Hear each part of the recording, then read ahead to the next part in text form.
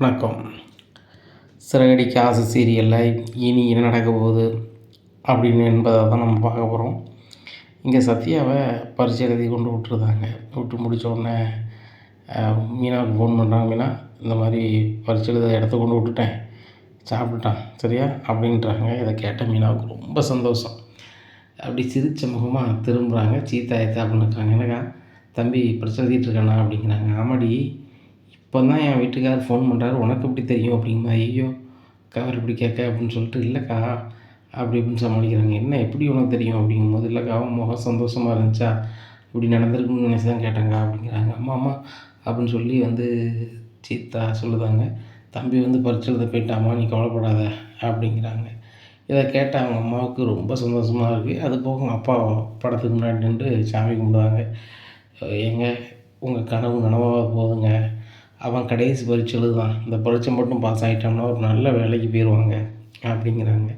உடனே ஆமாம்மா அப்படிங்கும்போது சீதா சொல்லுதாங்க, மாமா நம்ம அப்பா இடத்துல தான் இருக்காருன்னு நினைக்கேங்க்கா, இன்னும் பாரு தகுந்த நேரத்தில் இது பண்ணிட்டாரு அப்படிங்கும்போது முத்து மறுபடியும் கால் பண்ணுறாரு. மீனா, சத்யா இன்னொரு கொஞ்சம் நேரத்தில் பரீட்சை எழுதி முடிச்சிருவான், நீ ஆர்த்தி எடுக்கிறதுக்கெல்லாம் ஏற்பாடும் பண்ணு அப்படிங்கும்போது, இதுக்கு எதுக்குங்க அப்படிங்கிறாங்க. இல்லை மீனா, அவன் பல இக்கட்டான சூழ்நிலைக்கு மத்தியில் தான் பரீட்சை எழுதியிருக்கான். அதுபோக அவனுக்கு நிறைய கண் பட்டிருக்கு, இதுதான் உண்மை. அந்த சிட்டி பரீட்சை எழுதக்கூடாது வைக்கக்கூடாதுன்னு ஏகப்பட்ட இடைஞ்சலை பண்ணான். கடைசியில் போகவே கூடாதுன்னு வேறு மாதிரி வேலைலாம் பார்த்தான். அதை நான் அவங்ககிட்ட ஃபோனில் சொன்னோன்னா நீங்கள் அரண்டு போவியா, நேரில் வரணும் சொல்லுதேன் அப்படிங்கிறாங்க. சத்யாவை கூப்பிட்டு வராங்க. சத்யா ரொம்ப நன்றி மாமா அப்படின்னு சொல்லிட்டு கட்டிப்பிடிச்சி அழுதாரு. ஏழை நீ என் மருமவன், அது போக என் பொண்டாட்டிக்கு தம்பி, நான் உன்னை அப்படி விட்டுற முடியுமா, மாப்பிள்ள கவலைப்படாத மாமா இருக்கேன் என்ன அப்படின்னு சொல்லிட்டு நான் ஸ்டாண்டுக்கு போகிறேன் அப்படின்னு சொல்லி போயிடுறாங்க. செய்திக்காரங்களுக்கு எல்லாத்தையுமே இந்த தகவல் தெரிஞ்சு முத்துட்டு போய் பேட்டி எடுக்காங்க. எப்படிங்க நீங்கள் தனி ஒரு ஆளாக அவங்க நண்பரை மட்டும் வச்சுக்கிட்டு கொஞ்ச நேரத்துலேயே கண்டுபிடிச்சிட்டிங்க வச்சிட்டிங்க, இந்த மாதிரியான ஆள்லாம் நீங்கள் சர்க்காரில் அதுவும் காய்ச்சட்டக்காரராக இருந்தாருன்னா கண்டிப்பாக நிறைய பேருக்கு இது பிரயோஜனமாக இருந்திருக்கும் அப்படி இப்படிங்கிறாங்க. அப்படிலாம் ஒன்றும் இல்லைங்க, எனக்கு அங்கே தான் இருக்காங்கன்னு சொல்லி தகவல் கிடைச்சிது, அதனால் என்னால் விரைவாக போக முடிஞ்சது அப்படிங்கும்போது, இந்த மாதிரியான விரைவான போகக்கூடிய ஆள் இருந்துச்சுன்னா ரொம்ப நல்லது தான் அப்படி இப்படின்ட்டு சொல்கிறாங்க. அது நிறைய டிவி பேப்பர்லாம் வருது. அப்புறம் நடந்ததை பார்த்துட்டு ரவி கால் பண்ணுறாரு முத்துக்கு.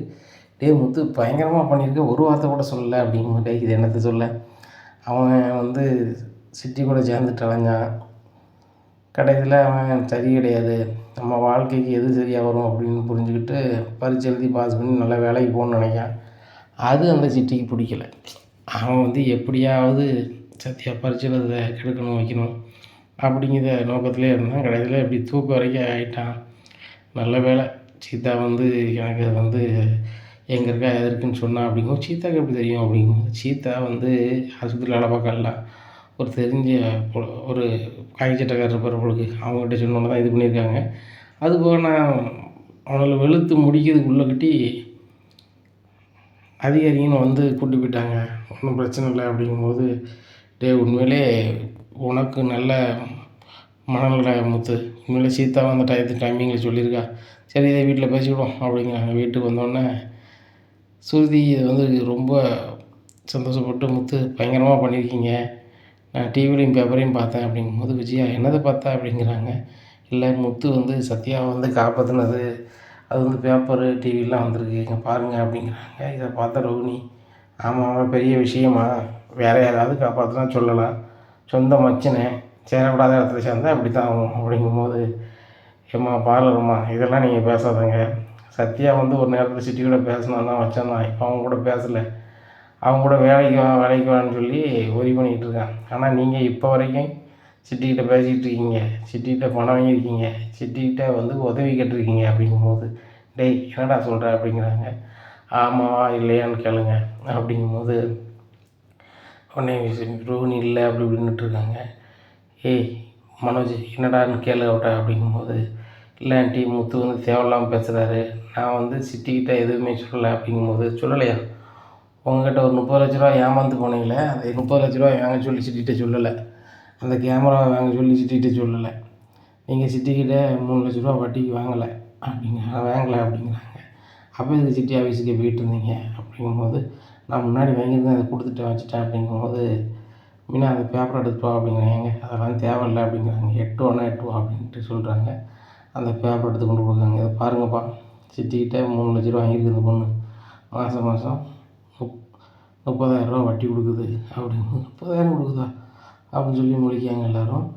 இவ்வளோ பணம் இவங்க என்னடி செஞ்ச அப்படிங்கும்போது, இல்லை ஆண்டி மனோஜ் வேலைக்கு போகாமல் இருந்தாங்கள்ல அப்போ தான் வாங்கினேன் அப்படிங்கிறாங்க. அதுக்கு வாங்கினியா? உங்கள் மாமான்னு சொல்லி ஒரு ஆள் நடிக்க கூப்பிட்டு வந்தியே, அவர் நடிப்புக்கு கொடுக்கறதுக்கு வாங்கிட்டு வந்தியா அப்படிங்கிறாங்க. உடனே இவ்வளோ மணி கவுந்துட்டு இருக்காங்க. பாருங்கள், சத்யா வந்து ஒரு காலகட்டத்தில் சிட்டி கூட சேர்ந்தான் தான் வச்சான் தான், கொஞ்சம் சேரலை, அதை ஒரு குறையாக பேசுது. ஆனால் அது இன்றைக்கி வரைக்கும் நம்மளுக்கு பிடிக்காதுன்னு தெரிஞ்சாலும், இந்த வீட்டுக்கு பிடிக்காதுன்னு தெரிஞ்சாலும் பேசிக்கிட்டு இருக்கு. அதை வந்து அது வந்து நியாயப்படுத்தி பேசுது. அப்படிங்கும்போது ஏங்க விடுங்க அப்படிங்கும்போது அண்ணாமலை சொல்கிறாங்க, டே முத்து, ஒருத்தருக்கு ஒருத்தர் பேசினா வந்து வீம்பு தான் வரும், சரி வாங்க வாங்க சாப்பிட்லாம் அப்படின்னு சொல்லி எல்லோரும் சாப்பிட்றாங்க. சாப்பிட்டு முடிச்சுட்டு அவங்க தூங்க போயிடுறாங்க. அப்போ மீனா வந்து முத்துக்கிட்ட ரொம்ப நன்றி தெரிவிக்காங்க. அது போக முத்துக்கு வந்து கை காலெலாம் வலிக்கு அப்படிங்கிறாரு. அதனால கை காலெலாம் பிடிச்சி விடுதாங்க. ஏங்க உங்களை மாதிரி ஒரு புருஷன் கிடைக்க நான் கொடுத்து வச்சுருக்கணுங்க அப்படிங்கிறாங்க. மீனா, நீ மட்டும் என்ன குறைஞ்ச பொண்ணா? நீனும் தங்கமான பொண்ணு தான். சீதாவுக்கு ஒரு நல்ல இடத்துல பார்த்து கல்யாணம் முடிச்சு வைக்கணும் அப்படிங்கும்போது, அதை எப்படி நம்ம சொல்கிறதா எப்படின்னு தெரியலையே, சீதா விரும்புகிறான்னு சொல்லிடுவோமா அப்படின்னு இங்கே மீனா நினைக்காங்க. இங்கே தேங்கி தேங்கி நிற்காங்க. அப்போ முத்து மறுபடியும் ஒரு கேள்வியை கேட்காரு. சரி மீனா, எப்படி சத்யாங்க இருக்குது வந்து தெள்ள தெளிவாக தெரிஞ்சிச்சு, அந்த அதிகாரி எப்படி பழக்கம் சீதாவுக்கு, அது யார் அப்படிங்கிறாங்க. இதை கேட்டுட்டு ஒன்றும் சொல்ல முடியாமல் முழிக்காங்க. எங்க அப்படிங்கிறாங்க. என்ன அப்படிங்கிறாங்க. சீதா ஒரு பையனை விரும்புகிறா அப்படிங்கும்போது, பாரேன், சரி யார் அது அப்படிங்கிறாங்க. இப்போ இவ்வளோ நேரமாக கேட்டீங்களா, யார் அந்த பையன், அந்த அதிகாரி நம்ம வீட்டுக்கு ஹெல்ப் பண்ணியிருக்காரு, அவர் நன்றி தெரிவிக்கணும்னு வேறு சொல்கிறீங்களே, அந்த பையனை தான் சீதா விரும்புகிறாளாம் அப்படிங்கும்போது, முத்துக்கு ஒன்றும் இல்லை. என்னது, சீதா விரும்புகிற ஆள் சர்க்காரில் வேலை பார்க்குறாங்களா, அது அதிகாரியா? ஐயோ நம்ம அப்படியா, ஆப்போசிட்டில் எதிர்பார்ட்டியில் நம்ம அப்படின்னு சொல்லிட்டு, சரி நல்லா இருந்தால் சரி தான் அப்படிங்கும்போது, ஏங்க உங்களுக்கு கோவம் வரலையா அப்படிங்க. எனக்கே கோவம் வரப்போகுது. சீதாவுக்கு வந்து எப்படின்னாலும் ஒரு மாப்பிள்ளை பார்த்து நம்ம கல்யாணம் முடிச்சு வைக்கணும். அந்த மாப்பிள்ளை சீதாவுக்கு பிடிக்கணும், அப்படி தானே? சீதாவுக்கு பிடிக்காம நம்ம செய்ய முடியுமா? செய்ய முடியாது, செய்ய போகிறதும் இல்லை. அப்போ அவளுக்கு பிடிச்சிருக்குங்க, நம்ம பேசாமல் பேசுகிறோமா அப்படிங்கும்போது, ஏங்க அது சரியாக வருமானு தெரிலங்க. சீதா சொல்லும் போது அவங்களுக்கு கொஞ்சம் வசதி இருக்கிற மாதிரி தெரியுது அப்படிங்கிறாங்க. இங்கே பாரு மீனா, வசதி என்ன வசதி, மனசு தான் காரணம். என்ன இப்போ ரவி கல்யாணம் முடிச்சிருக்கான், ஸ்ருதி நல்ல வசதி தான், ரவி தான் வேணும்னு சொல்லி கல்யாணம் முடிக்கலையா? அது மாதிரி ஒருத்தருக்கு வேணும்னா செய்ய வேண்டியதான், பிடிச்சிருந்தா செய்ய வேண்டியதான். சரி பேசி பார்ப்போம். நீ தான் முதல்ல சொல்லியிருக்க வேண்டியதானே, நீ இதுக்கு ஏன் தயங்கிக்கிட்டு இருக்க அப்படிங்கும்போது, இல்லைங்க சீதா நம்மளை கேட்காம ஒரு முடிவு எடுக்கால, நம்ம இந்த வீட்டுக்காக இவ்வளோ செய்தமேன்னு நீங்கள் நினச்சிடக்கூடாதுலாங்க அப்படிங்கிறாங்க. மீனா, அதெல்லாம் ஒன்றுமே இல்லை. இப்போ உள்ள காலத்தில் அவங்களுக்கு பிடிச்சிருக்கா, அது மட்டும்தான் மேட்ரு. கல்யாணம் பண்ண போகிறவங்க தான் முக்கியமாக தவிர்த்து மற்றவங்க மேட்ரே கிடையாது அப்படிங்கும்போது, ரொம்ப நன்றிங்க அப்படிங்க. எனக்கு எதுக்கடி நன்றி சொல்கிறேன், உன் தம்பி என்னன்னா புசுக்கு நன்றி தெரிவிக்கிறான் அப்படிங்கும்போது, ஏங்க நீங்கள் பேட்டி கொடுக்கும்போது அந்த பேட்டியை பார்த்தங்க, எங்கள் குடும்பத்தை பற்றி ரொம்ப சூப்பராக சொல்லியிருக்கீங்க. அந்த குடும்பத்துக்கு நான் தான் மூத்த பையன் மாதிரி நான் தான் பண்ணணும் எங்கள் அப்பா சொல்லியிருக்கிறாங்க. அதுபோக அவங்க அப்பா இருந்து அந்த இடத்துல என்ன செய்யணுமோ நான் செய்வேன். எப்படியாவது என் மாப்பிள்ளைய சர்க்காரில் ஒரு வேலைக்கு மட்டும் அமர்த்தி விட்டேன்னா நல்லாயிருக்கும், அவன் எதிர்காலம் நல்லாயிருக்கும். அவனை நம்பி தான் என் பொண்டாட்டி, அவங்க அம்மா, அக்கா, சீதான்னு ஒருத்தி இவ்வளோ பேர் இருக்காங்க. நானும் அவங்கள தான் நம்பியிருக்கேன். நல்லா இருக்குதான், எனக்கு ரொம்ப சந்தோஷமாக இருக்குன்னு சொன்னீங்க. இதுக்கு உண்மையில் நாங்கள் கொடுத்தா வச்சுருக்கணும் அப்படிங்க மீனா. நீ வேறு விடு விடு அப்படி சரி தூங்கும் அப்படின்னு சொல்லிட்டு தூங்குறாங்க. மறுநாள் காலையில் விடியுது. விடிஞ்ச உடனே ஒரு ஆஃபர் ஒன்று வருது. அது யார் வந்து புக் பண்ணியிருக்காங்கன்னா, ஒரு மந்திரி. அவர் வந்து மாறு வேஷத்தில் தான் துறை சார்ந்த இடத்துக்கெலாம் வந்து அங்கங்கே போய் ஆய்வு பண்ணணும் அப்படின்னு சொல்லி நினைக்காரு. அவர் தன்னை மந்திரி மாதிரி காட்டாமல் மாறு வேஷத்தில் இருக்கார். அவர் முத்து வண்டியை புக் பண்ணி முத்துக்கிட்ட வண்டியிலே போகிறாரு. முத்தை பற்றி எல்லாமே தெரிஞ்சுக்கிட்டு தான், ஏன்னா அவர் பேட்டியை பார்த்துருக்காரு. அந்த பையன் இந்த ஸ்டாண்டில் கார் ஸ்டாண்டில் வந்து டிரைவராக இருக்கார், என் ஃபோன் நம்பர் இதுன்னு எல்லாத்தையுமே பேட்டியில் சொல்லியிருக்காங்க. அதெல்லாம் நோட் பண்ணி வச்சுக்கிட்டு அதுக்கு கால் பண்ணி தான் போகிறாரு. அவங்க ஒவ்வொரு ஆஃபீஸுக்காக போய் ஆய்வு பண்ணிட்டு வராங்க. சார் நீங்கள் என்னவா இருக்கீங்க அப்படிங்கும்போது, நான் ஒரு வேலை பார்க்கணும்ப்பா அப்படின்னு சொல்லிட்டு வேறு ஒன்றும் சொல்லலை. இப்படியே போயிருக்கும்போது, சரிப்பா மச்சின குடும்பம் எப்படி இருக்குது அப்படிங்கும்போது, யாரை சொல்கிறீங்க அப்படிங்கிறாங்க. மாப்பிள்ளைய பரிச்சயம் கொண்டு விட்டேப்பா அப்படிங்கும்போது, அது எப்படி சார் உங்களுக்கு தெரியும் அப்படிங்கிறாங்க. தம்பி உங்களுக்கு ஊருக்கு பூரா தெரியும். என்ன உங்கள் மச்சினனுக்கு ஒரு இடர்பாடு வந்தது, அதை நீங்கள் வந்து அங்கேருந்து காப்பாற்றி அவனை பரீட்சை எழுத கொண்டு வச்சது, அவனுக்கு எப்படியாவது ஒரு சர்க்கார் வேலை வாங்கி கொடுக்கணும் வைக்கணும்னு நீங்கள் சொன்னது எல்லாமே எனக்கு கேட்டுச்சு போ அப்படிங்கும்போது, ஆமாங்கய்யா அதுக்கு என்ன செய்யணும்னு தெரியல. அவன் இன்னும் மேலே என்னது படிக்க வைக்கணும், படிக்கணும்னு நினைக்கணும், படிக்க வைக்கணும். எப்படியாவது அவனை நல்ல ஒரு நிலைமைக்கு வர வைக்கணும்யா. அவன் ஒரு பையன்தான், வீட்டில் 2 பொம்பளை பிள்ளைய. ஒரு பிள்ளைய நான் கல்யாணம் முடிச்சிருக்கேன், இன்னொரு பிள்ளைய நல்ல இடத்துல கட்டி கொடுக்கணும். அவள் யாரையோ விரும்புகிறேன்னு சொல்கிறான். அந்த மாப்பிள்ளையும் சர்க்காரில் வேலை பார்க்கணும். நல்லா இருப்பாங்களாய்யா, நிரந்தரமாக ஒரு சம்பளம் வந்துடும். இப்போ நான் கார் ஓட்டு தான் வைக்கணும்னா இதுக்கு நிரந்தரம் கிடையாது. இன்றைக்கி ஆஃபர் வந்தால் போச்சு. இப்போ இன்றைக்கி வந்திருக்கீங்க, இன்றைக்கி நிறைய இடம் சுற்றிருக்கேன், எனக்கு இன்றைக்கி வருமானம் வரும். ஆனால் நாளைக்கு வருமானம் வருமா, நாளைக்கு வருமானம் தெரியாதுய்யா, கேள்விக்குறி தான்யா அப்படிங்கும்போது, சரியா உன் மனசுக்கு உன் மச்சினன் நல்லா இருப்பான், உன் மச்சினனுக்கு என்ன செய்யலாம், ஒரு சர்க்கார் வேலையை ரெடி பண்ணிடலாம் அப்படிங்கும்போது, எனக்கு ஆசை தான்யா. சரி அவனை படிக்க வச்சு எப்படியாவது ரெடி பண்ணியா அப்படிங்கும்போது, தம்பி நான் ரெடி பண்ணி தரேன் அப்படிங்கும்போது, என்னையா சொல்கிறீங்க அப்படிங்கிற. தம்பி என்னை ஒத்து பாருங்கள், என்ன தெரியுதா அப்படிங்கும்போது, ஐயா சொல்லுறது தப்பாக நினச்சிக்காதீங்க, எனக்கு பெரிய அளவில் தெரியாது, நான் பெருசாக படிக்கலையா அப்படிங்கும்போது, தம்பி உங்கள் கோணம் வந்து பல படிப்பு படித்ததுக்கு சமம்யா அப்படின்னு சொல்லி, நான் வந்து மந்திரியாக இருக்கேன்யா அப்படின்னு சொல்கிறாரு. உடனே அப்படியாயா அப்படின்னு சொல்லிட்டு, எனக்கு தெரியலையா அப்படிங்கிறாங்க. சரி வாங்க அப்படின்னு சொல்லிட்டு ஒரு ஆள் ஃபோன் அடிக்காங்க. ஃபுல்லும் வந்துருந்தாங்க அதிகாரிலேருந்துலாம். சார் சார்னு வணக்கத்தை கூப்பிட்டுதாங்க.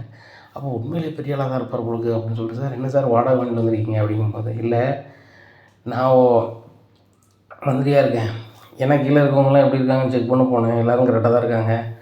அது போக இந்த தம்பிகிட்ட மனம் விட்டு பேசணும்னு ஆசைப்பட்டேன், மனதில் தோணுச்சு தம்பிகிட்ட பேசணும் வைக்கணும்னு சொல்லிட்டு, அதான் பேசியாச்சு. தம்பி இவரை பார்த்துக்கிடுங்க, நாளைக்கும் மச்சினனை கூப்பிட்டு வாங்க, அவர் வச்சுருக்க படிப்புக்குள்ளே பேப்பரை பூரா கொண்டு வாங்க அப்படிங்கும்போது, ஐயா இன்னும் 1 மாதம் ஐயா வர்றதுக்கு அப்படிங்கும்போது, ஒன்றும் இல்லை தம்பி, 1 மாதம் கழித்து கொடுத்துட்டு உன் பையன் உன் தம்பி வந்து உன் மச்சினன்னா என்ன செஞ்சுக்கோங்க, சர்க்கார் வேலையில் சேர்ந்துக்கிட சொல்லுங்கள், என்னை வந்து ஆஃபீஸில் போகிறப்பா, இது என் நம்பர், எப்போனாலும் என்னை கூப்பிடு. இந்த நம்பர் வந்து என் குடும்பத்துக்கும் எனக்கு மேலே உள்ள ஆட்களுக்கு மட்டும் தான் கொடுத்துருப்பேன், மற்றபடி வேறு யாருக்கும் கிடையாது தம்பி, நீ எப்போனாலும் கூப்பிட நான் பேசுகிறேன் அப்படின்னு சொல்லிட்டு போயிடுறாரு. ரொம்ப சந்தோஷம். இதை மீனாட்ட சொல்கிறாங்க. மீனா என் வண்டியில் ஒரு மந்திரி வந்திருக்காரு, எனக்கு அதே தெரியாது. அவங்க கீழே வேலை பார்க்கவங்க பூரா எப்படி இருக்காங்கன்னு செக் பண்ணதுக்கு அங்கங்கே அலைஞ்சாங்க. கடைசியில் நான் பேசினதை டிவியில் பார்த்தாங்கண்ணா, பார்த்துட்டு என்கிட்ட பேசணும்னே எங்கள் வண்டியில் வந்தாங்கண்ணா, சத்யாவுக்கும் வேலை போட்டு தரேன்னு இருக்காங்க, பரீட்சை முடிவு வந்தோடனே நீ கூப்பிட்டு வர சொல்லியிருக்காங்க அப்படிங்கும்போது, அப்படியாங்க அப்படிங்கும்போது, மீனா அது மட்டும் இல்லை, அதுவும் சர்க்கார் வேலை போட்டு தராங்கும்போது ரொம்ப ஆனந்தமாக இருக்குது எங்கள் மீனாவுக்கு. மீனா அப்படியே அவங்க அம்மாட்ட சொல்கிறாங்க, என்கிட்ட மீனா உண்மையிலே உன் புருஷன் தங்கமான குணத்துக்கு தான் சூட்டில் நடக்கு அப்படிங்கும்போது, ஆமாம்மா நானும் அப்படி தான் நினைக்கிறேன் அப்படின்னு சொல்லிட்டு சொல்லும்போது, முத்து கரெக்டாக வந்துடுறாரு. இங்கே பொன்னியம்மன் கோயிலில் அர்ச்சனை பண்ணி சந்தோஷமாக இருக்காங்க. சத்யா வர சொல்லிடுறாங்க. சத்யா வந்து சொல்கிறாங்க, அவனை நல்ல மார்க்கில் பாஸ் ஆகிடுவான் அப்படிங்கம்மாப்பா, அவனுக்கு நல்ல யோகம் கூடி வருதுமாப்பிள்ள அப்படிங்கும்போது, மீனாட்ட வந்து முத்து சொல்கிறாரு, மீனா ஒரு நல்ல காரியம் நடக்குன்னா ஒரு வீட்டுக்கு வரக்கூடிய மாப்பிள்ளையோ பொண்ணையோ வச்சு தான் சொல்லுவாங்க. பாரு சீதாவுக்கு ஒரு மாப்பிள்ளை விரும்புதுன்னு சொன்னால் நம்ம அந்த பையனை பொண்ணு தான் மாப்பிள்ளை தான் பார்க்கணுன்னு நினச்சிக்கிட்டு இருக்கோம். அந்த நேரத்தில் இப்படி ஒரு நன்மை கூடுது பார்த்தியா. அதுபோக சத்யாவுக்கு எவ்வளோ பெரிய உதவி அவர் செஞ்சுருக்காரு, அதுக்கு நம்ம நன்றி தெரிவிக்கணும். நம்ம சீதாவை கூப்பிட்டு போய் பார்ப்போம், அவர் எங்கே வேலை பார்க்காருன்னு போய் பார்ப்போம் அப்படிங்கிறாங்க. சரிங்க அப்படிங்கிறாங்க. சீதா கால் பண்ணி எங்கடி இருக்க அப்படிங்கும்போது, ஆஸ்பத்திரியில் இருக்கேன் அப்படிங்கிறாங்க. சீதாவுக்கு மன சங்கடமாக இருக்குது, வீட்டில் நம்மளுக்கு ஒரு முடிவும் சொல்ல மாட்றாங்களே அப்படின்னு சொல்லிட்டு. அப்போ சீதா கால் பண்ணி என்ன அப்படிங்கும்போது, உங்கள் மாமா வந்து சம்மதன்ட்டார், மாப்பிள்ளை பையனை பார்த்து பேசணும். அதுபோக சத்யாவுக்கு ஒரு நல்ல நிலைமைக்கு வர்றதுக்கு அவர் ஒரு காரணமாக இருந்திருக்காரு, நன்றி தெரிவிக்கணுங்காரு. அதுபோக உங்கள் மாமா வண்டியில் ஒரு மந்திரி வந்திருப்பார் உங்களுக்கு, சர்க்கார் வேலை போட்டு தரேன் 1 மாதத்துலன்னு சொல்லியிருக்காங்க, அதனால் ரொம்ப சந்தோஷமாக ஆனந்தமாக இருக்காங்க அப்படிங்கும்போது, சீதாவுக்கும் பயங்கர சந்தோஷம். சரிக்கா நான் உடனே வரேன்னு சொல்லி பொன்னியம்மன் கோயிலுக்கு வந்துடுறாங்க. அங்கேருந்து முத்து காரில் ஏறிக்கிட்டு நேராக அருண் வீட்டுக்கு போகிறாங்க. அருண் அம்மாட்ட பேசுகிறாங்க, சீதாக்கிட்ட பேசுகிறாங்க. அவங்கெல்லாம் கலந்து 3 பேரும் பேசையில் ரொம்ப சந்தோஷமாக இருக்காங்க. இங்கே முத்து மீனா சீதாட்ட என் அம்மா பேசிகிட்டு சும்மாப்பா அருணுக்கு ஃபோன் பண்ணி வர சொன்னோன்னே, அருண் முத்தை பார்த்தோன்னா ஒன்றும் உடனே, இவன் எதுக்கு நம்ம வீட்டில் வந்து உட்காந்துருக்கணுமா, இவன் எதுக்கு வீட்டில் உட்காந்து வீட்டை விட்டு வெளில போக சொல்லுங்கள் அப்படிங்கிறாங்க. உடனே இவர் எதுக்கும் வந்திருக்காருங்க அப்படின்னு சொல்லி மீனா கேட்குறாங்க. மீனா ஒன்றும் புரியல, ஏப்பா அந்த வீட்டில் எதுவும் பிரச்சனையா, பிரச்சனைனா தானே இவர் வர்றாரு அப்படிங்கிறாங்க. எப்பா அது பிரச்சனைலாம் ஒன்றும் இல்லை, என் பையன் அப்படிங்கிறாங்க. ஆமாம் இவர் தான் நான் விரும்புகிற அருண் அப்படிங்கிறாங்க. என்னது இவனை நீ விரும்புகிறியா? இவனா உனக்கு மாப்பிள்ளை அப்படிங்கிறாங்க. டேய் அவன் இவன்னு பேசுனா விட்டுருவேன் அப்படிங்கிறாங்க. இங்கே பாரு உங்கள் அம்மா இருக்காங்க, இல்லைன்னா நான் சொல்லதை நான் செஞ்சுருப்பேன், கரெக்டாக பேசு அப்படிங்கும்போது, மாமா என்ன நடக்குங்க எனக்கு ஒன்றும் புரியலை அப்படிங்கிறாங்க. சீதா நான் சொல்கிறேன் அப்படின்னு சொல்லிட்டு நடந்ததெல்லாம் சொல்கிறாங்க. இதை கேட்ட அருணோட அம்மா, டேய் அருண் என்னடா பண்ணி வச்சுருக்க? நம்மளும் கஷ்டப்பட்டு தான் இந்த நிலைமைக்கு வந்தோம். நீ திடீர்னு வந்து ரோட்டில் போகிறவங்கள இப்படிலாம் கஷ்டப்படுத்துவியா அப்படிங்குவேம்மா. அது ஏன் வேலைம்மா அப்படிங்கிறது. என்னடா வேலை? அப்போ நீ என்ன செஞ்சுருக்கணும்? இந்த தம்பி வண்டிக்கு பையனை போட்டு நீ அனுப்பி விட்ருக்கணும்ல. நீ ஸ்டேஷன் கொண்டு போயிருக்கக்கூடாதுல்ல. அப்போ நீ வந்து தப்பாக தானே பண்ணியிருக்க. அப்போ அதில் சரியாக பண்ணலல்ல. அவர் ஃப்ரெண்டை பண்ணியிருக்க. இப்படி எல்லாருமே கஷ்டப்படுத்துனா என்னடா அர்த்தம்? உன் மேலே கோவம் வருமா வராதா சொல்லு. இப்போ 3 நாள் உன்னை வீட்டில் வச்சதுக்கு உனக்கு கோவப்பட்டேன். அந்த தம்பிக்கு வண்டியை கொண்டு உள்ளே வச்சப்பறம் அதை செலவு பண்ணி எடுத்து அதுக்கப்புறம் தான் அவனுக்கு ஒரு வேலை. உனக்கு இதுதான் வேலை, அவனுக்கு அதுதான் வேலை. புரியுதா? யாருமே தான் உழைப்பில் கையை வச்சா கோவம் வரத்தான் செய்யும். அருணே அம்மா சொல்லு, நீ கேட்பே கேட்க மாட்டேன் அப்படிங்கிறம்மா. நீங்கள் என்ன வேணாலும் சொல்லுங்கள், இந்த விஷயத்தில் மட்டும் கேட்க மாட்டேன் அப்படிங்கிறாங்க. சீதா சொல்கிறாங்க, அப்போ எனக்காக நீங்கள் வந்து அமைதியாக இருக்க மாட்டீங்களா அருண் அப்படிங்கும்போது, சீதாங்க பாரு உனக்காக நான் என்ன வேணாலும் பண்ணுவேன், ஆனால் இந்த முத்துக்காக நான் பண்ணவே மாட்டேன், வெளியே போடனா வெளியே போடா அப்படிங்கிறாங்க. மீனா கிளம்பலாம் அப்படின்னு சொல்லிட்டு வெளியே வந்துடுறாங்க. சீதா நீ வந்து மதித்து கூப்பிட்டு வந்தது தான் சீதா, நான் பெரிய அளவில் கோவப்படலை. இந்த மாப்பிள்ளை வேணுமா வேண்டாமான்னு முடிவு நீ எடுத்துக்க. இல்லை மாப்பிள்ளை தான் வேணும் அப்படின்னா உங்கள் அம்மா மீனா எல்லோரும் வருவாங்க. நான் வரமாட்டேன் சித்தா அப்படின்னு சொல்லி அழுதுகிட்டே கார் எடுக்கிறாங்க. எல்லோரும் போகிறாங்க. மீனாவுக்கு ஒன்றும் ஓடலை. ஏன்னா இவரை சமரசப்படுத்துகிறதா, சீதாவை சமரசப்படுத்துவதா, அந்த அருணுக்கு விரும்பியிருக்கான்னு சொல்லுவதான்னு ஒன்றுமே புரியாமல் சீதா வீட்டில் இறக்கி விட்டுட்டு இவங்க 2 பேருமே வெளில போயிடறாங்க. சீதா ஒரு மாதிரி அழுதுகிட்டே வீட்டுக்குள்ளே வராங்க. அதை பார்த்துட்டு சீதா அம்மா மீனாவுக்கு ஃபோன் பண்ணி, என்னடி என்ன நடக்கு? நீ வீட்டு வாசலுக்கு வந்துட்டு வீட்டுக்குள்ளே வரலை, ஓமா அப்படி ஒரு மாதிரி இருக்காரு. சீதா அழுது வரேன், என்ன தான் நடக்குது அப்படிங்கும்போது, இல்லைம்மா அவள் ஒருத்தனை விரும்பணுன்னு சொன்னான், போய் பார்த்தா அவருக்கும் என் வீட்டுக்காருக்கும் சுத்தமாக பிடிக்காதும்மா.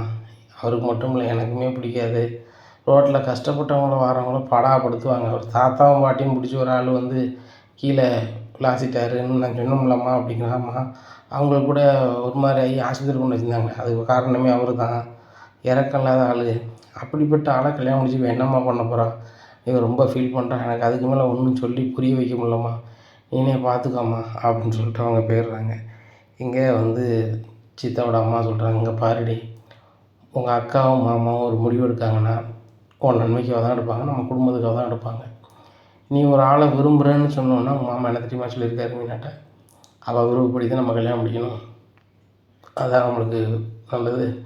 அதுபோக நம்ம யார் அம்மா பிள்ளைய பார்த்தாலும் அவளுக்கு விரும்பியிருக்கணும்ல அப்படின்னு சொல்லியிருக்காரு.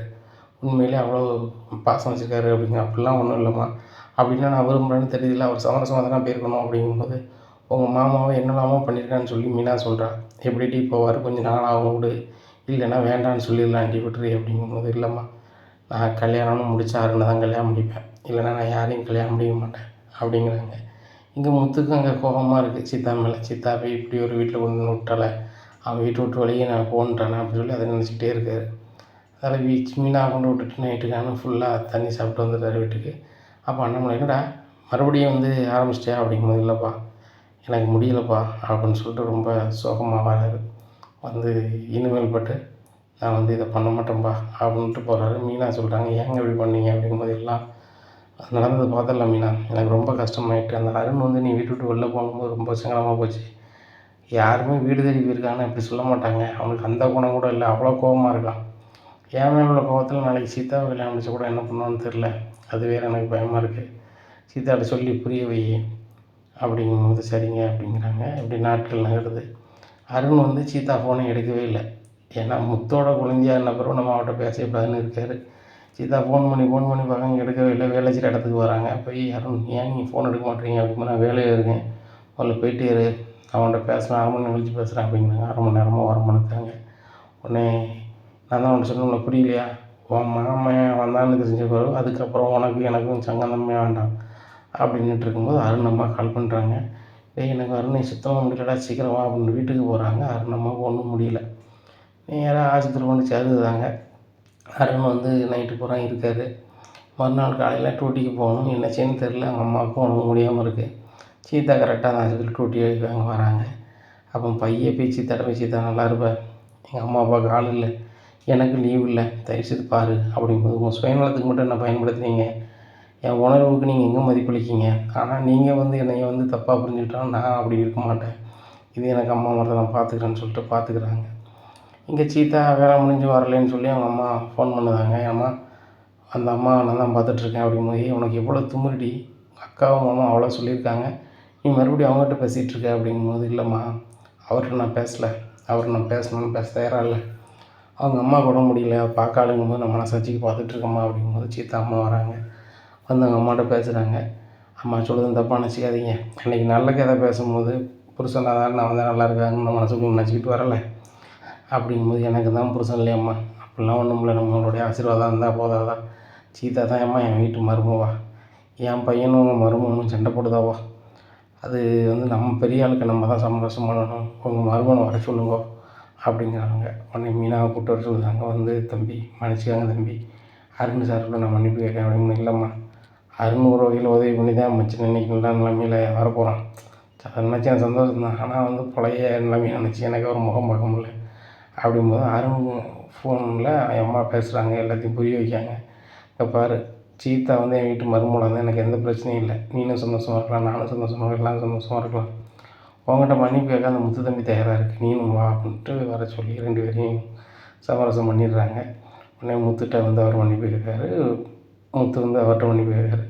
சரி நானும் கோவக்காரன் தான், நீங்களும் கோவக்காரன் விடுங்க அப்படின்னு சொல்லி சிரித்து பேசிடுறாங்க. இப்போ ஆஸ்பத்திரியில் எல்லோரும் ஒன்றா சாப்பாடு வாங்கி சாப்பிடுதாங்க. ரொம்ப சந்தோஷமாக இருக்குது.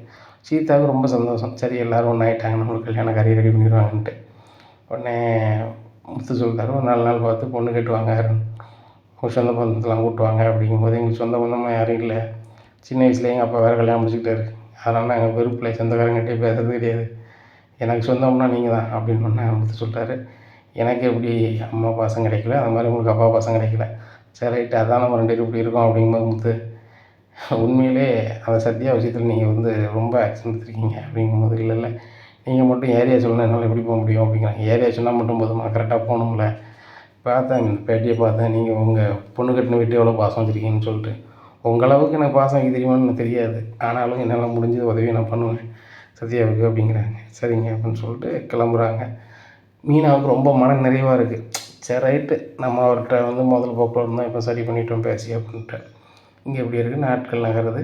சத்யா ஃபோன் பண்ணுறான், மாமா எல்லாருமே வந்து படித்த பேப்பர் வந்து வாங்குறாங்க, நானும் வாங்க போகணும் மாமா, வாங்க மாமா அப்படிங்கிற போய் வாங்குறாங்க.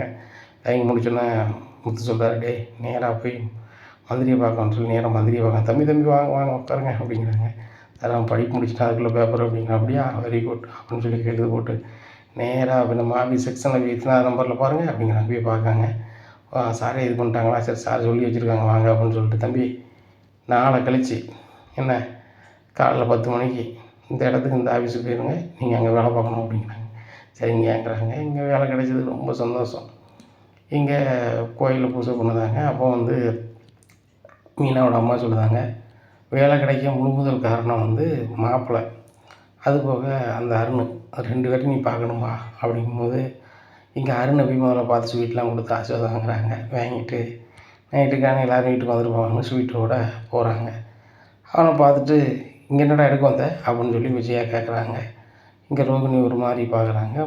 மனோஜ் என்ன இந்த வீட்டில் நிறைய வண்டி இருக்குது, எப்படி தூக்கிட்டு போயிடலான்னு பார்க்கியோ அப்படின்னு. மாமா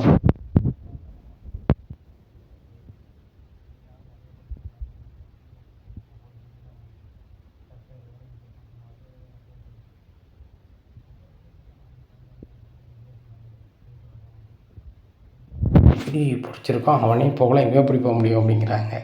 உடனே அதை கேட்ட முத்து சொல்கிறாரு, போயிட்டுக்கு தான்டா ஸ்வீட்டு கொண்டு வந்திருக்கான், அவனை போய் அதை எடுக்க போனேன் இதை எடுக்க போனேன், முதல்ல எடுத்தவன் தான், இப்போ அவன் அதிகாரி ஆகிட்டான், நாளைக்கு உனக்கு ஏதாவது கதை ஆகும்னா அவன்கிட்ட தான் நீ போகணும் பார்த்துக்க. அவன் வந்து நீ ஃபர்னிச்சர் கடை வச்சுருக்கல, அதை ஆய்வு பண்ணதுக்கு அவன் தான் வருவான், நாளைக்கு ஏதாவது ஒரு கதைன்னா அவன் தான் உனக்கு கடைக்கே சீல் வைப்பான், அதனால் பார்த்து பேசு, அவனை சாருன்னு கூப்பிட்டு பழகுடா அப்படிங்கிறாங்க. உடனே மனோஜுக்கு ஒரு மாதிரி இருக்குது. விஜயாவுக்கு சரியான பொறாமையாக இருக்குது. ஸ்வீட் வாங்கிட்டு மாமா போய்ட்டு வரோம் மாமா அப்படின்னு சொல்லிட்டு கிளம்பி போகிறாங்க. இவன் சர்க்கார் வேலை எப்படியா வாங்கி கொடுப்பானா, எப்படி வாங்கி கொடுத்தான் அப்படின்னு சொல்லி முழிச்சிட்டு இருக்கும்போது, அண்ணாமலை என்ன எப்படி கிடச்சிச்சு அப்படின்னு கேட்கும்போது, இல்லைப்பா என் காரில் ஒரு மந்திரி வந்திருந்தார், நான் கொடுத்த பேட்டியை பார்த்துட்டு பாரு உங்களுக்கு, மச்சினை வந்து படிப்பு முடிச்சு நான் கூப்பிட்டு வாப்பா பேப்பரை கொண்டுட்டு வான்னாரு, இன்றைக்கி தான்ப்பா வந்துச்சு, அதனால் எல்லாம் இது பண்ணியாச்சு. நாளை கழித்து அவன் வேலைக்கு போயிடுவான்பா. அப்படிங்கும்போது நாளை கழித்து தான் போகிறான்னா, அதுக்கு முன்னக்கூட்டி ஏதாவது ஒன்றுனா அவனுக்குனால வேலைக்கு போக முடியாதுல்ல அப்படின்னு சொல்லி நைஸாக சித்திக்கு கால் பண்ணுறாங்க. சித்தி ஃபோன் எடுத்து ஹலோ அப்படிங்கிறாங்க. சித்தி எப்போ வழி வந்தீங்க அப்படிங்கிறாங்க. நேற்று தான் வழி வந்தேன் அப்படிங்கிறாங்க. நல்லா கேட்டுக்கோங்க, சத்யா வந்து உங்கள்கிட்ட வேலைக்கு வரணும் நிரந்தரமா அப்படின்னா நீங்கள் அதுக்கு ஒரு வழி பண்ணுங்கள் அப்படிங்கும்போது அவன் வரமாட்டான். என் மகன் முத்து ஓவரா பண்ணுதான், அவன் எங்கே வருவான், அவன் தான் படிப்பு முடிச்சிட்டானே அப்படிங்கிறாங்க. படிப்பு முடித்தானே வேற ஒரு கதையில் ஏதாவது கோர்த்து விடுங்க. அவனுக்கு இப்போ சர்க்காரில் வேலை கிடச்சிட்டு நாளை கழித்து ஜாயின் பண்ணிடுவான். நாளை கழித்து அவன் ஜாயின் பண்ணக்கூடாது, அதுக்கு நீங்கள் என்ன பண்ணணுமோ பண்ணணும் அப்படிங்கும்போது சரி நான் பண்ணிடுறேன் அப்படிங்கும்போது, வேலை கிடைச்ச பிறகு நீங்கள் வச்சாலும் சரி தான், கிடைக்கிறதுக்கு முன்னாடி வச்சாலும் சரி தான் அப்படிங்கிறாங்க. வேலை கிடைச்ச பிறகு வச்சா தான் ரொம்ப நல்லாயிருக்கும், கிடைக்கட்டும் ஃபஸ்ட்டு அப்படிங்கிறாங்க. ஒரு நாள் கழித்து வேலைக்கு ஜாயின் பண்ண போகிறாங்க. வீட்டிலேருந்து எல்லாமே விட்டு வராங்க. ரொம்ப சந்தோஷமாக இருக்குது மீனா அம்மாவுக்கு. அப்போ அவங்க அப்பா படத்துக்கு முன்னாடி விளக்கு ஏற்றி ரொம்ப சந்தோஷப்படுறாங்க. உண்மையிலே உங்கள் பையன் வந்து சாதிச்சிட்டாங்க, நீங்கள் வந்து ஆசீர்வாதம் பண்ணிட்டீங்க, உங்கள் ரூபத்தில் நம்ம மருமக்களாக இருந்து பண்ணிட்டாங்க அப்படிங்கும்போது சீதா அந்த பையன்ட்டையும் நன்றி சொல்லணும்னு சொல்லி சீதா அம்மா போய் அங்கே நன்றி சொல்லுதாங்க. இருக்கட்டும்மா அப்படிங்கும்போது, நீங்கள் எப்போ பொண்ணு கேட்டு வரீங்கன்னு கேட்கும்போது நாளை கழித்து வராங்க. அவங்களும் பொண்ணு கேட்டு வராங்க, கல்யாணம் முடிச்சு கொடுக்காங்க, வைக்காங்க, எல்லாம் நான் ஜோதியாக இருக்குது. இங்கே சத்யாவை எப்படியாவது இந்த வேலையிலேருந்து எடுக்கணும்னு சொல்லி ஒரு வேலை செய்யறதுக்கு இடையில பணம் கொடுத்த மாதிரி ஆளை ரெடி பண்ணி இது பண்ணுதாங்க. அங்கே பார்த்துட்டு சத்யா அங்கே எங்கேயோ ஒரு வேலை நான் பார்த்த மாதிரி ஒரு மாதிரி இருக்க மாதிரி தெரியுதுன்னு பாருங்கள். சத்யா சுதாரிச்சுக்கிறாரு. சுதாரிச்சுக்கிட்டு சத்யா முன்னக்கூட்டியே அதிகாரிகள் தகவல் சொல்லிடுறாங்க. இவங்க செட் பண்ணதை பார்த்துட்டு சிட்டி வேண்டிய ஆளை எல்லாத்தையும் உள்ளே தூக்கிட்டு போய் உள்ளே வச்சுருந்தாங்க. உடனே சத்யா போகிறாரு. ஐயோ நீ வந்து 1ஆம் நம்பர் மோசமான கூட நான் இருந்தால் அப்படி இருப்பேன், தெளிவாக தானே இருப்பேன், நீ என்ன பண்ணாலும் பார்த்துக்கலாம், இன்னும் வந்து நான் பழைய சத்யா கிடையாது, இன்னும் ஏதாவது உரி பண்ணணும்னு வச்சுக்கா நிரந்தரம் உள்ள தான் இருப்பேன் அப்படிங்கிறாங்க. ஐயோ நான் மட்டும் உனக்கு ஆப்பு வைக்கல, உனக்கு ஆப்பு வைக்க ரோஹிணின்னு ஒரு பொண்ணு உங்கள் அக்கா வீட்டிலே இருக்குது, நான் உள்ளே போனேன் என்னடா உனக்கு அது வைக்கும் அப்படின்னு சொல்லிட்டு போகிறாங்க. ஓ ரோஹிணி தான் அவ்வளோ பண்ணுறாங்களா அப்படின்னு சொல்லிட்டு மீனாவுக்கு ஃபோன் பண்ணி சொல்கிறாங்க. அக்கா சிட்டி இப்படி சொல்கிறாங்க அப்படின்னு சொல்லிட்டு. உடனே மீனாவுக்கு சரியான கோவம் வருது. என்னடி நினச்சிட்ருக்க, என் தம்பி வேலையை கெடுக்குது, நீ இவ்வளோ வேலை பார்த்துட்ருக்க அப்படிங்கும்போது மீனா வாய்க்கு வந்தெல்லாம் பேசாதங்க அப்படிங்கிறாங்க. வாய்க்கு வந்தெல்லாம் பேசுகிறான் ஸ்டேஷனில் சிட்டி சொல்லிட்டான், நான் நினச்சோம்னா ஒன்றையும் உள்ளே வச்சு விடுவேன் அப்படிங்கிறாங்க. இதை கெட்ட ரோஹிணி கிட்டுக்கிட்டு நடந்தாங்க. நல்லா இருப்பீங்க மீனா, தயவுசெய்து யாருக்கும் சொல்லிடாதீங்க, ஏற்கனவே இந்த வீட்டில் நான் போய் சொல்லிட்டேன், அதை சொல்லிட்டேன் இதை சொல்லிட்டோம்னு சொல்லி இந்த வீட்டில் நான் சுத்தமாக அருவாதியே இல்லை. இப்படி இருக்கும்போது நீங்கள் வந்து ஏதாவது பண்ணி நான் உள்ளே போயிட்டேன்னா அவ்வளோதான் அப்படின்னு ஏமாற்றிடுறாங்க. உடனே சரி ரைட்டு பொழைச்சி போங்கன்னு விட்டுறாங்க. இங்கே ரோஹிணி நினைக்காங்க இந்த மீனாட்டெலாம் கஞ்சி தளவுக்கு ஆயிடுச்சுல அப்படின்னு சொல்லிட்டு. உடனே இது மீனா பேசிக்கிட்டு இருந்ததை விஜயா கேட்டுறாங்க. விஜயா மறுபடியும் ரூமுக்குள்ளே போகிறாங்க. என்னடி பண்ணி வச்சுருக்க, அவன் வேலை கிடக்கு என்ன சரி தான், நீ தான் பண்ணுதுன்னு அவன் சொல்லுற அளவுக்கு வச்சுருக்கல, அப்படி தாண்டி இருக்கும், ஒரு பொய்யை உண்மையாக கரெக்டாக சொல்ல தெரியல. கேட்டால் வந்து நான் அங்கேருந்து மலேசியாவில் வந்தேன், அங்கேருந்து என்னையை மாதிரி கலைஞ்சிருக்கேன், இப்போ என்ன பண்ண போகிற, எல்லோரும் முன்னேறி பெருசாக போயிட்டுருக்காங்க, நீ என்ன பண்ண போகிற, மீனா தங்கச்சி பெரிய சர்க்கார் வேலை பார்க்க பையனை கல்யாணம் முடிக்க போகிறானா, அவன் சத்தியா சர்க்கார் வேலைக்கே போயிட்டான், நீ என்ன பண்ண போகிற, தருவாக போய் இணைச்சி போகிற, தரும கேட்க போறியா அப்படிங்க. அதான் எப்படி பேசுகிறீங்க, பிறகு என்ன பேசுகிறது சொல்லு, மனோஜ் கடனோடு கடந்து சீரணிஞ்சிட்டு கிடக்கான், அவனுக்கு ஏதாவது வகையில் உதவும்னு உனக்கு நினப்பு இருக்கா அப்படிங்கும்போது அத்தை நீங்கள் தானே வேலைக்கு போகக்கூடாதுன்னு சொல்லிட்டீங்க அப்படிங்க. ஆமாம் 12,000 சம்பளத்துக்கு வேலைக்கு போவேன், இதை நான் பார்த்துக்கிட்டு சிரிச்சுக்கிட்டு இருக்க சொல்லுதியா, இல்லை விஜயா மரமோ வந்து இன்னொரு இடத்துல போய் 12,000 சம்பளத்துக்கு வேலை பார்க்கணும்னு சொல்ல போறியா அப்படிங்கிறாங்க.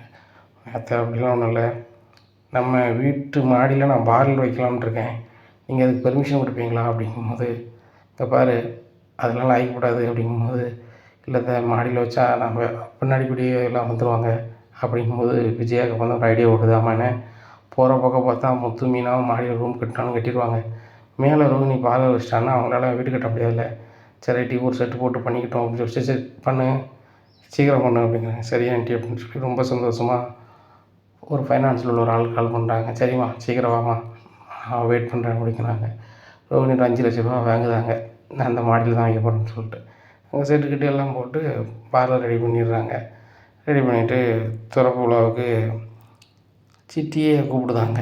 சிட்டி வீட்டுக்கு வரும்போது சரியான கோவம் வந்துடுது, இவனை எப்படி நீ கூப்பிடலாம் அப்படின்னு சொல்லிட்டு. உடனே ஏன் நான் வந்து எனக்கு ஃபைனான்ஸ் பண்ணவங்கள நான் கூப்பிட்ருக்கேன் அப்படிங்கிறாங்க. இவன் தான் ஃபைனான்ஸ் பண்ணானா அப்படிங்கிறாங்க.